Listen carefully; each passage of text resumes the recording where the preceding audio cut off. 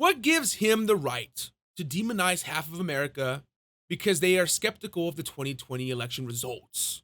No, when half of America, as well as congressmen and women, questioned the results in 2016 and went so far as to open up investigations into the sitting president we later found out were false, what gives him the right to say this? But as I stand here tonight, equality and democracy are under assault. We do ourselves no favor to pretend otherwise. So tonight, I've come to this place where it all began to speak as plainly as I can to the nation about the threats we face, about the power we have in our own hands to meet these threats, and about the incredible future that lies in front of us if only we choose it. Donald Trump and the MAGA Republicans represent an extremism that threatens the very foundations of our republic. Not every Republican embraces their extreme ideology. I know, because I've been able to work with these mainstream Republicans. Yeah, what mainstream Republicans? No like Liz Cheney? That the Republican Party Neocons? today is dominated, driven, and intimidated. The Uniparty Republicans? By Donald Trump and the MAGA Republicans. Dude. And that is a threat to this country. MAGA Republicans do not respect the Constitution. MAGA Republicans. They do not believe in the rule of law. They do not recognize the will of the people. They refuse to accept the results of a free election.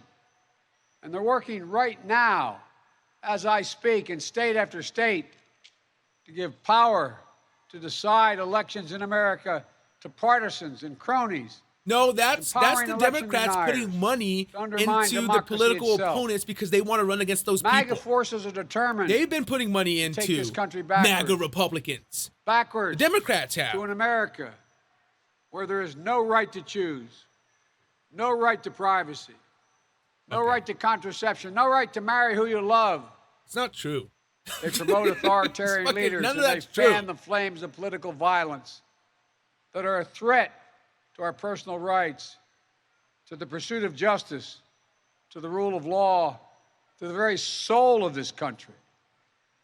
You didn't even make it 5 minutes without demonizing half of America. You know, he said MAGA Republicans. What does that mean? MAGA Republicans. Because 74 million people voted for Trump. And if you don't believe me, here's a fact-checked article from USA Today. They say there were 159 million registered voters. Out of those voters, 74 million voted for Trump. And if we scroll down here, they say that right there. Boom. No. It's fucking, it makes me mad, man. It makes me mad. He is saying those 74 million, including me, are a threat to democracy. What is the extreme ideology held by MAGA Republicans? Republicans, not rhinos, believe in free speech, the right to own a firearm, the right to choose, border security, parental rights, and the end of war. Odd. Is that radical?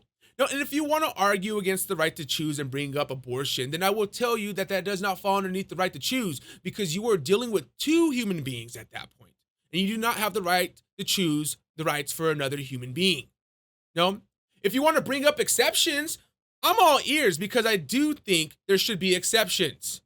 No, and fuck Biden for saying we don't respect the Constitution. The Democratic Party does not respect the Constitution. All you have to do is look at their view on the Second Amendment. On his point with MAGA Republicans don't respect the will of the people on the results of the election, go fuck yourself. I just showed you what they were saying in 2016.